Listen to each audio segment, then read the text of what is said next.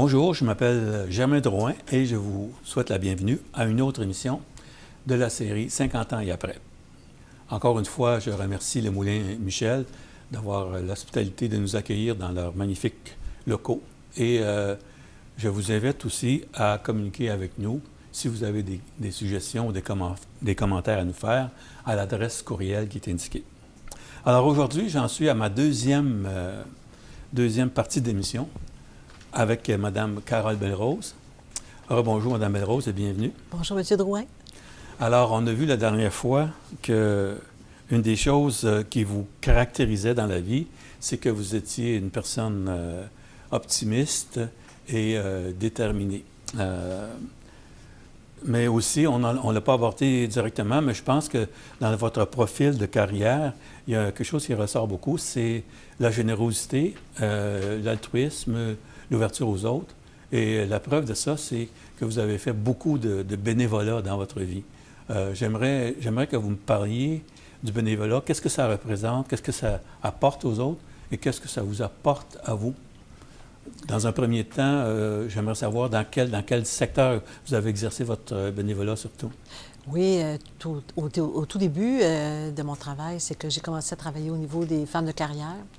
Et chaque fois que je me suis impliquée dans quelque chose, c'était pour faire avancer les choses. Aller de mieux en mieux, connaître, comprendre, puis aider tout le monde qui sont là pour laisser une trace positive. Quand tu passes dans un comité, dans un endroit, travailler pour que ça fonctionne bien. Et un exemple qui me vient en tête, c'est que au Club des femmes de carrière, on avait la politique familiale au début des années 90, je pense. Lise Payette était là, puis il y avait une autre dame ministre dont le nom m'échappe. Ces gens-là travaillaient pour justement aider les femmes au travail. Exemple, quand tu as des enfants, tu retournes travailler. Les garderies, c'est récent. Les CPE, c'est très récent. Moi, quand mes enfants étaient petits, là, je faisais... D'abord, ma mère avait pris en charge la plus vieille pour 1 an. Bien, après 1 an, elle ne pouvait plus. Alors, il n'y avait pas aucune structure. Alors ça, là, quand il y a quelque chose qui ne va pas puis que tu veux que ça marche, bien, tu t'impliques puis ça marche. Dans le sens que ça prenait une sécurité pour les femmes sur le marché du travail. D'abord, on a besoin de travailler. On ne travaille pas juste pour le plaisir. On travaille parce qu'on veut élever nos familles et tout ça. On a des conjoints, d'accord, mais un travail dans une famille, c'est pas suffisant. Donc, à l'époque, très tôt, on s'est rendu compte qu'il fallait 2 à travailler pour arriver à joindre les 2 bouts. Alors, je me suis beaucoup impliquée via les femmes de carrière qui, eux, c'était ça leur mission à l'époque, de faire en sorte de faciliter l'intégration des femmes sur le marché du travail et les faciliter. Quand tu as des enfants, il faut aller travailler, bien, comment tu t'organises? Alors, la politique familiale est arrivée avec Mme Payette et je me suis impliquée beaucoup localement avec le Québec aussi, là, le comité. À l'époque, il y avait beaucoup de... Comment on appelle ça, dans des comités là, dans les villes. On faisait rapport, puis une fois par année, on avait des rencontres avec les gens, les fonctionnaires des ministères, pour justement mettre en place une politique familiale. Et c'est arrivé. Les congés de maternité sont arrivés. J'ai réussi à en profiter un petit peu, moi, vers la fin, à la deuxième. J'ai eu un 15 semaines qui était rémunéré, mais 15 semaines, je suis retournée au travail. Hey, on a fait un grand progrès. Aujourd'hui, c'est 1 an. Et j'ai toujours gardé en tête, et je le dis à mes filles, n'oubliez jamais que c'est un projet qui n'est pas coulé dans le ciment. Là. Vous avez ces avantages-là, mais travaillez pour les conserver, pour que les femmes qui vont venir, les femmes ou les hommes qui vont venir en arrière de vous, qu'ils soient capables d'avoir les mêmes privilèges. Là, c'est parti depuis les années 90, ça ne cesse de s'améliorer. Nos gouvernements sont très au courant maintenant que c'est important. Alors, on s'améliore beaucoup de ce côté-là. Donc ça m'a valu le fait que, oui, on a donné du temps, mais ça a donné quelque chose, puis on s'en ressent encore aujourd'hui. Et croyez-vous que les femmes aujourd'hui ont des chances égales aux hommes de réussir en affaires autant? Autant. Oui. C'est plus je ne peux pas dire que c'est plus facile. Peut-être qu'on a développé des astuces pour être capable de s'intégrer davantage. On regarde juste au niveau politique. Il y a de plus en plus de femmes qui s'impliquent. Et moi, là, je ne suis pas sexiste, je ne suis pas féministe, là, mais bon sang que ça fait un équilibre. Les hommes pensent d'une façon, les femmes d'une autre. Quand on combine ça ensemble, ça fait un équilibre extraordinaire. De sorte qu'on va réussir encore de mieux en mieux dans notre société parce qu'on a des deux. Absolument. On n'a pas juste d'un bord puis de l'autre, on a les deux ensemble. Et les deux, faut qu'ils travaillent ensemble. Il faut qu'ils mettent ensemble leurs différences, leurs compétences. Et moi, j'ai beaucoup confiance en ça, beaucoup. Surtout la nouvelle génération qui s'en vient, là. Nous, on a travaillé fort, les femmes de 60 ans et plus, on a travaillé fort, mais eux sont assez intelligentes pour être capables de continuer ce travail-là différemment, mais pour encore davantage améliorer le sort de nos filles qui s'en viennent. Là. Vous croyez qu'il est aussi facile pour une femme que pour un homme de réussir aujourd'hui? Peut-être moins facile, mais il y a plus de facilité qu'il y avait avant. Ça s'est amélioré. Bien, de toute façon, les hommes sont beaucoup plus ouverts. Il y a des exceptions, il y en aura partout, mais les hommes sont beaucoup plus ouverts que dans mon temps. Exemple, dans mon temps, on dérangeait. On dérangeait parce qu'on avait une façon nouvelle de voir les choses, une façon nouvelle de discuter des choses. On n'abordait pas les choses pareilles. Puis les machos du temps, ça les irritait pas à peu près. Ouais. Ils se défendaient, mais on a trouvé des façons de se défendre nous aussi et de faire comprendre pourquoi. Et ça s'est amélioré. De dizaines d'années en dizaines d'années, ça s'est amélioré. Mais j'ai confiance. On ne peut pas être drastique du jour au lendemain. Mais ça prend quand même... moi, mon père, à la maison, avait beaucoup confiance aux femmes. Il disait toujours, les filles, vous allez vous instruire parce que vous vous attendrez jamais après quelqu'un pour vous faire vivre. Si vous avez besoin de vivre dans la vie, vous allez avoir les moyens de vous débrouiller. On est élevé dans cette conception-là. Donc, c'est un petit peu visionnaire parce qu'on a fait la même chose de génération en génération. Et dans les écoles aussi, on a beaucoup fait plus de place aux femmes. Vous aux avez filles. transmis ça à vos enfants Absolument. aussi? Oh, oui. Oui. J'imagine. Oui, encore plus que moi. Puis je suis bien contente de ça parce qu'ils se défendent bien, ils vont bien. Ils travaillent tous les deux dans des milieux d'hommes, majoritairement hommes, puis ils sont parfaitement à leur place, là. Et donc vous êtes impliqué bénévolement pour cette cause-là, pour la cause des femmes, mais aussi vous êtes impliqué bénévolement pour le patinage artistique. J'aimerais ça en savoir un petit peu plus. Bien, certainement, je suis encore impliquée d'ailleurs après toutes les nombreuses années. C'est que ma petite a commencé. J'avais une petite fille très, très hyperactive. On n'appelait pas ça TDAH à l'époque, mais c'était une hyperactive, une vite. Alors, il fallait que je l'inscrive à quelque part parce que l'autre était souvent malade, donc c'était pas évident. Alors, je l'ai inscrite au patinage artistique. Elle a patiné 3 soirs semaine. Écoute, elle était là aux petits oiseaux. Fait que j'ai canalisé son énergie là-dedans. Puis, elle a embarqué là-dedans à pieds joints, elle a pris des cours privés, ça, elle adorait ce sport-là. Puis moi, bien, dans les corridors d'aréna, à un moment donné, quelqu'un me dit « Hey, madame, on a besoin d'une trésorière au comité, est-ce que vous seriez intéressée? Pareil, vous êtes en comptabilité, ta. » Bénévole. Oui, mais oui, évidemment. Alors, j'ai dit « Bien oui, je peux vous donner un coup de main pour la fin de l'année parce que la trésorière avait eu une maladie, en tout cas, elle avait dû quitter son poste. » Fait que je suis embarquée à l'automne jusqu'au printemps. Après ça, j'ai pas besoin de temps, là. Et finalement, ça fait presque 40 ans que je suis impliquée dans le mouvement. J'aime beaucoup ce sport. Pourquoi? C'est un sport de discipline. Quelqu'un qui fait du patinage artistique est capable de faire n'importe quoi dans sa vie.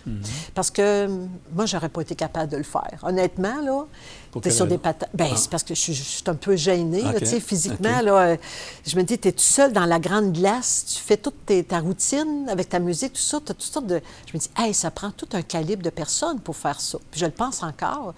38, 39 ans plus tard, je le pense encore. Parce que je suis impliquée au niveau de l'accompagnement pour l'équipe du Québec, l'équipe de patinage du Québec qui se promène au championnat canadien là, à travers le Canada. Donc, je suis impliquée 2 à 3 fois par année, j'accompagne. Et je les vois, les jeunes, puis il y a des jeunes adultes là-dedans. Tous les sacrifices qui sont derrière le sport, c'est incroyable.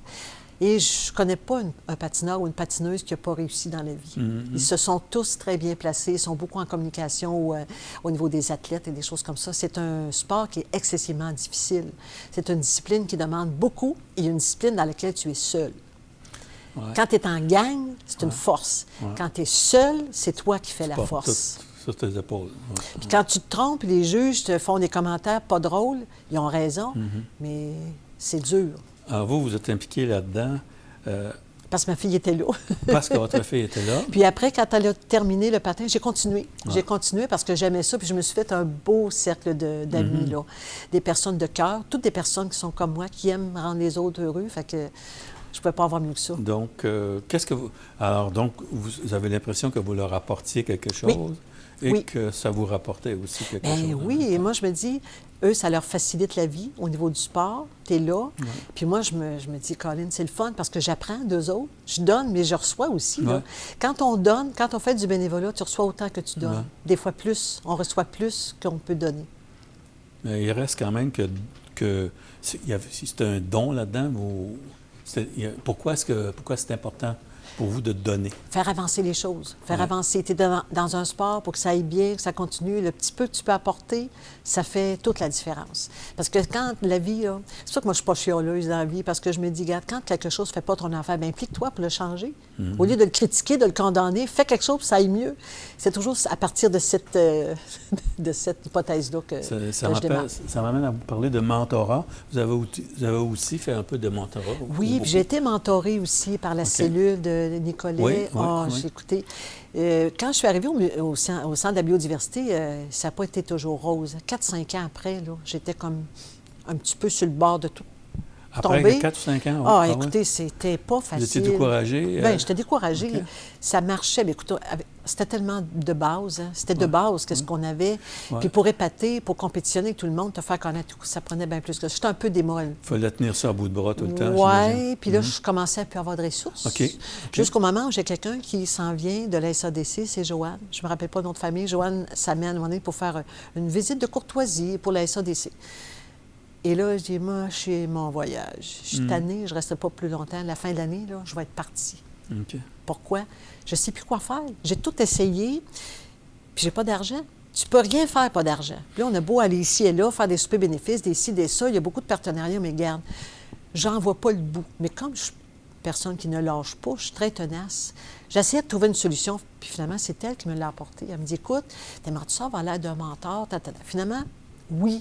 Alors, j'ai été jumelée avec quelqu'un de très bien. Il est décédé il n'y a pas longtemps, M. Gilbert, Alain Gilbert. Oui. Alain m'a ça. apporté beaucoup Ouais. de façons de raisonner, de réfléchir. C'est ça qui me manquait, là. Tu sais, quand tu es rendu à dire, là, je vais tout lâcher, là, c'est parce que tu n'as plus d'alternative. Et je me cherchais une alternative et Joanne me l'a apporté.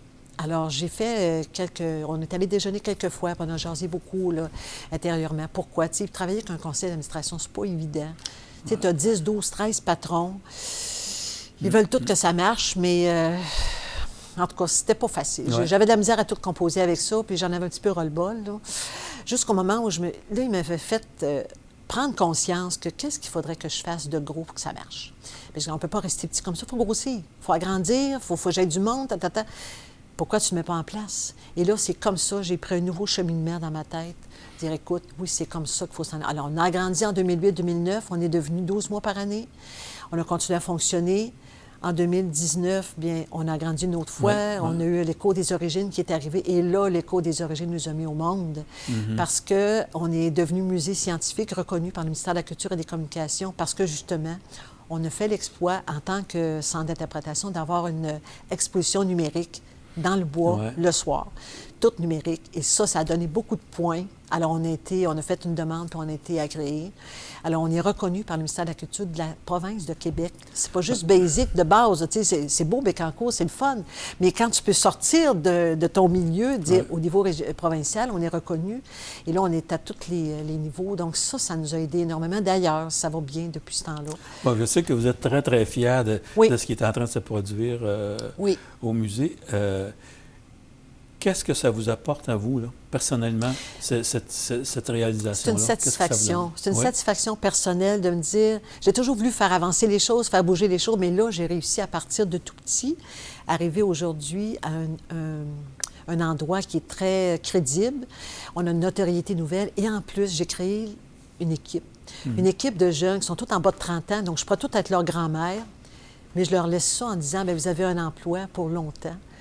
C'est à vous maintenant de continuer à le développer. Comme moi, j'ai fait, là, je suis en train de passer le flambeau, alors c'est à eux maintenant de continuer, puis ils ont plein d'idées. C'est des personnes de grandes ressources. Et le mentorat, est-ce que vous le transmettez? Est-ce que vous êtes mentor vous-même pour d'autres personnes? Bien, je ne me pense pas à ce titre-là. C'est que l'équipe que j'ai, c'est tous des jeunes. Alors, je suis un petit peu leur mentor pour justement les aider à aller de l'avant. Peut-être qu'éventuellement, dans une autre étape de ma vie, je serais peut-être une aidante pour les gens en affaires ou les jeunes qui partent en affaires, qui n'ont pas beaucoup de ressources, qui peuvent avoir besoin de bons conseils. C'est peut-être quelque chose sur lequel je m'orienterai.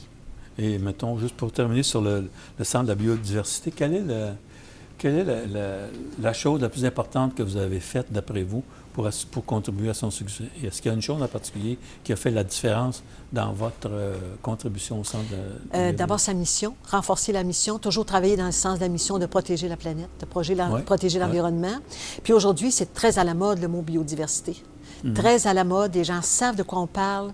Alors, c'est de faire connaître la mission. C'était pas comme ça avant. Alors. Ah, mon Dieu! Il y a 10-15 ans, c'était pas comme Ouais. ça. Aujourd'hui, on est comme dans la vague de l'actualité, prendre soin de notre environnement, notre planète. Les gens sont conscients, même les jeunes qui viennent au centre, au musée pour faire la visite. Là. Hey, la planète, on en prend soin, mais on fait pas ça parce que ça détruit. Et c'est vraiment un émerveillement. Je me dis, on est passé à autre chose. Autant on était matérialiste dans notre tête, dans toutes nos actions, autant aujourd'hui, on voit plus loin que notre nez. Là. Il y a plus que l'environnement, c'est important, notre vie, la nourriture. On vient de faire un jardin des pollinisateurs, justement. Les pollinisateurs, c'est la base de notre alimentation. Les gens, ils ne savent pas bien. Mais là, ils prennent conscience. Les gens sont dans une prise de conscience totale pour ce qui s'en vient si on n'est pas prudent. Et pour vous, les jeunes là-dedans, je vous ai entendu souvent parler des jeunes. Oui. C'est important de sensibiliser les jeunes, particulièrement les élèves. Ah oui, puis ils ont de l'ouverture beaucoup. La nouvelle génération qui s'en vient, monsieur, là, il faut leur faire confiance. Ouais. Ah, il faut leur faire confiance parce qu'ils naissent dans du numérique, ils naissent dans quelque chose de irréel un petit peu, mais tellement proche de la réalité. Ouais. Ils sont... Oui, je trouve qu'on a une belle génération qui pousse présentement. Donc, vous leur faites confiance à notre génération. Beaucoup, puis en autant qu'ils sont capables aussi de nous aider à continuer le chemin qu'on a fait, à nous faire confiance autant que nous, on fait confiance à ces jeunes-là pour aller davantage plus loin. Si on regarde un petit peu le bilan de votre vie, vous êtes quand même très satisfaite de ce que vous avez réussi jusqu'à maintenant. Je pourrais vous demander, qu'est-ce qui vous rend la plus heureuse dans la vie? De m'impliquer dans quelque chose, puis voir que ça fait changement. De voir que ça fait la différence dans ce de quoi je m'implique. De faire voir évoluer les choses. J'aime ça qu'il y ait une évolution. Faire une différence? Oui. J'aime ça quand ça évolue, c'est une satisfaction. Je me dis, hey, là, regarde, c'est le fun, on a fait un pas devant, bien ça va rester, puis quelqu'un d'autre va prendre le relais, puis on continue. C'est comme ça, la vie. Et avez-vous l'impression d'avoir réalisé une partie de vos rêves dans la vie? Oui. Pas tout, j'en ai encore. Okay. Oui. D'accomplir quelque chose, oui, de mettre de quoi au point, toujours au service de la communauté. Tu sais, le musée est au service de la communauté, on vient s'informer, on vient y travailler, on vient découvrir, on vient profiter de la nature, de la belle vie. Moi, je pense que c'est un grand, grand point. Puis d'avoir eu la chance d'avoir toujours un ange gardien quelque part dans ma vie pour m'aider à aller plus loin. Tu sais, comme un relais. La course à relais, là, tu sais. Tu viens un petit peu descendre, tu as quelqu'un, tu repars.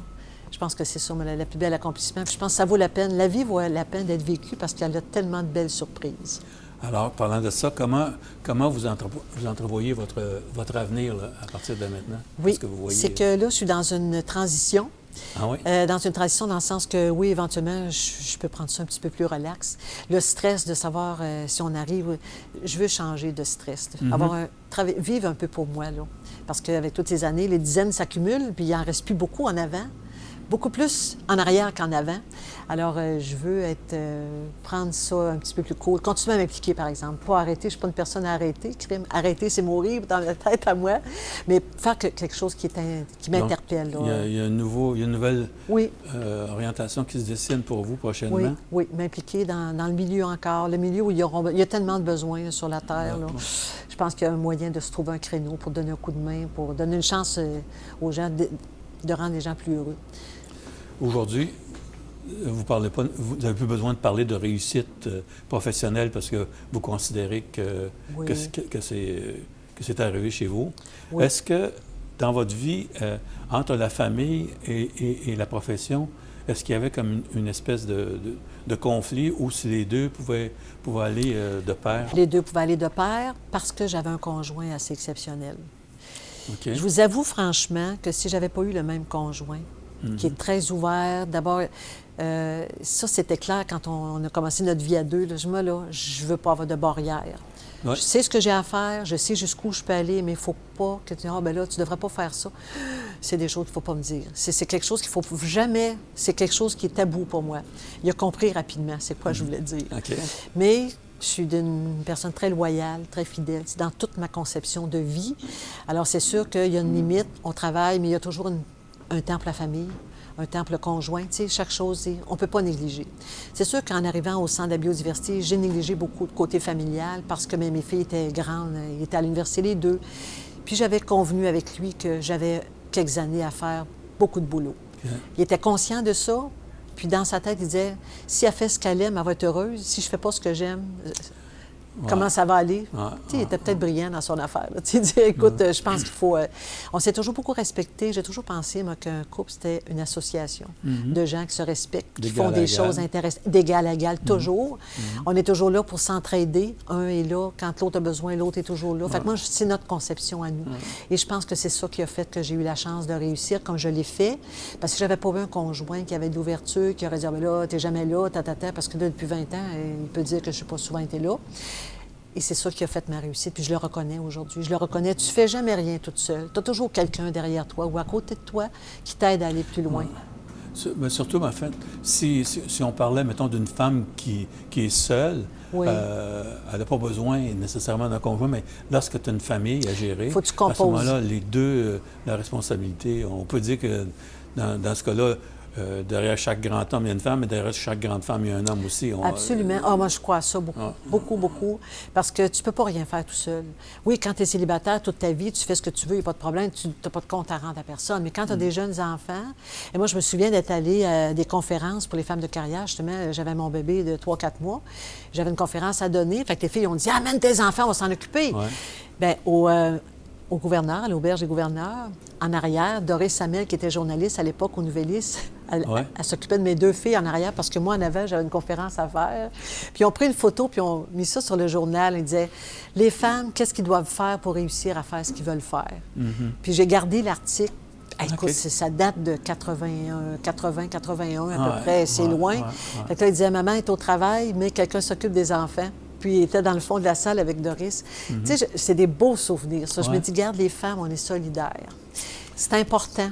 Quand tu en as une qui va aller loin, tu veux y aider, bien, tu fais en sorte pour y faciliter et non pas compétitionner. Tu sais, moi, dans ma tête, tout le monde est égal. Tout le monde a droit à sa chance. Et il faut grandir comme ça. Pas mettre de compétitivité entre les personnes, ni homme-femme, ni femme-femme, ni homme-homme. Là. Je pense qu'on a toute une mission dans la vie. On s'en va tous vers le meilleur. Puis aider l'autre, ça te donne quoi? Bien, ça fait que toi aussi, tu avances au même rythme. Belle philosophie. Vous avez eu des honneurs. Vous avez été, par exemple, nommée tête d'affiche du Nouvelliste. Je pense que c'était en 2003, quelque chose comme ça. Au début, oui. Comment vous prenez cet hommage-là? Qu'est-ce que ça vous fait? Oh, mon Dieu! Moi, je vais vous dire honnêtement, je ne suis pas une personne qui aime les honneurs, mais ça donne une bonne tape dans le dos. Ça dit, écoute, c'est correct, continue. Moi, je pense que c'est un élan pour aller encore plus loin. Pas pour s'asseoir dessus. Tu dis, hey, regarde, c'est le fun, quelqu'un reconnaît, bien, je continue, je lâche pas. Mais je ne suis pas une personne qui aime beaucoup parler de moi puis de mon intérieur. Peut-être plus maintenant, mais ça n'a jamais été ma force de parler de moi. Mais par contre, quand il arrive des choses comme ça je me dis, bien, ça m'encourage. Je trouve ça encourageant. C'est peut-être un peu relié à ce que vous me disiez la semaine dernière, votre timidité. Il y avait ça qui l'humilité, j'aime pas ça me faire dire, ah, elle est bonne, ah, j'ai ça. C'est ça. Quand je fais quelque chose, je ne le fais pas pour les autres, je le fais parce que moi, ça me satisfait, puis je donne aux autres à ce moment-là. C'est vraiment ma compétition personnelle. Moi avec moi, pas moi avec quelqu'un d'autre, moi avec moi. Je le fais parce que moi, j'ai décidé que je le ferais, puis que ça serait comme ça que ça se fasse. Si vous aviez des temps libres plus, qu'est-ce que vous aimeriez faire? C'est quoi votre mode d'évasion? J'aimerais ça jardiner. Jardiner? Moi, j'adore les fleurs, les plantes, mais j'ai pas le temps. Puis j'ai des plantes partout chez nous. Puis au bureau aussi, j'ai toujours une grosse J'adore jardiner. Puis vous savez, là, que les mains dans la terre, là, c'est un grand... On prend d'énergie dans la terre. Beaucoup. D'ailleurs, je me surveille, je remarque des fois que je taponne après mes plantes, je nettoie, je change les pots. C'est dans une période où est-ce que je suis down. Mais tu sais, down, là, je me rends compte que je me rapproche beaucoup de mes plantes, je change des pots, je change des choses. L'énergie repart. C'est quelque chose que j'ai développé inconsciemment. Est-ce que vous aimez voyager? Oui, occasionnellement. Mais je vais être honnête avec vous, là. On ne pollue pas l'air. Je me dis, prendre l'avion pour rien, là, ça ne me tente pas. Donc, ça, c'est une conscience que je viens d'adhérer, là. Je vais prendre les grands... Quand ça va être par nécessité. Exemple, l'équipe du Québec pour le patinage artistique, c'est coast to coast. Alors souvent, on va dans l'Ouest. Je me dis, bien là, c'est quelque chose de... Pas le choix. Mais juste pour le fun, non. On a tellement de belles images, on a tellement de beaux reportages que si tu veux aller en Grèce, tu vois la Grèce dans, dans ton salon, ça me suffit. Ouais. La pollution, il faut y penser. Sur ces gens qui voyagent pour rien, là, je me dis, les avions, ça pollue énormément. Oui, c'est une préoccupation que... C'est devenu une préoccupation. On n'avait pas ça avant, mais on est conscientisé maintenant. Je pense que ça vaut la peine. Lecture, cinéma? J'adore la lecture, oui. La lecture, le cinéma aussi, c'est des choses que j'aime. Est-ce qu'il y a quelque chose en particulier qui vous intéresse? Les biographies. Oui. Moi, lire les biographies de quelqu'un, là, ça vient me chercher. C'est inspirant en même temps? Oui, beaucoup. Je me dis, wow! Puis souvent, les difficultés qu'ils ont connues, là, je dis, hey, cette personne-là, avec le gabarit qu'elle a, elle a vécu ça, elle aussi, comme moi, dans mon petit quotidien. Fait que tu te compares un peu, tu dis, hop, tu te consoles. Vous avez aussi vos enfants et vos petits-enfants. Oui. Est-ce que ça occupe une partie de vos loisirs, peut-être aussi? Pas assez à mon goût. Okay. Mais dans ma prochaine phase, là, dans le 4e acte, là, je vais commencer à être plus proche. Je les vois, mais ça me manque un peu. J'ai été un petit bout de temps là, sans être bien préoccupée, mais je veux davantage m'impliquer parce que, je vais vous dire, si j'avais à choisir entre ma profession et ma vie familiale, c'est la famille qui passerait avant. Ah, c'est la priorité. Je suis très forte au niveau de la profession, mais s'il y a un besoin au niveau familial, c'est clair que mon choix est fait. J'ai le choix entre 2 questions pour terminer. Oui. Je vais choisir celle-ci. De quelle réalisation personnelle êtes-vous le plus fier? Moi, je dirais que c'est ma famille. Mes filles ont réussi dans la vie. Je suis encore avec mon même conjoint. Après 48 ans, je me dis, ça, c'est 48 ans de mariage. On s'est connus un peu avant. Fait que, tu sais, ça, je suis fière de ça. Parce que je me dis, la providence, la vie m'a permis de vivre ça. Aujourd'hui, c'est pas facile. Les couples, c'est pas facile. Puis je me rends compte que c'est triste que les gens ne tombent pas sur la bonne personne en premier. Moi, j'ai eu un copain dans ma vie et c'est le même aujourd'hui. J'ai été chanceux, j'ai été éclairée. C'est un privilège. C'est un privilège, monsieur, de tomber sur la bonne personne en premier. C'est incroyable. Alors, c'est ça, c'est un privilège que j'ai eu. Je remercie la vie, puis que mes enfants soient en santé, qu'ils soient bien placés, qu'ils soient heureux dans leur domaine. Moi, c'est ça qui est réconfortant. C'est la plus belle réalisation. Le physique, le matériel, c'est une chose, mais l'humain, c'est la priorité. Bien, écoutez, je vous souhaite que les choses continuent de bien aller pour vous. Vous respirez beaucoup d'optimisme. J'ai l'impression qu'à votre contact, on se sent peut-être plus revigoré, puis peut-être plus optimiste. Alors, je vous souhaite que ça continue de bien aller pour vous. Bien, c'est important que tout le monde soit heureux. C'est ça, moi, je me dis, il faut que tout le monde soit heureux, même quand des périodes plus difficiles. Il y a toujours un beau côté. Il faut s'accrocher à ça, sinon, il ne faut pas rester dans le négatif. Bien, je vous remercie en terminant. C'est un plaisir. C'était agréable pour moi aussi. Merci d'être venu à notre émission et merci à vous, chers auditeurs, de nous avoir accompagnés. Et je vous dis à la prochaine.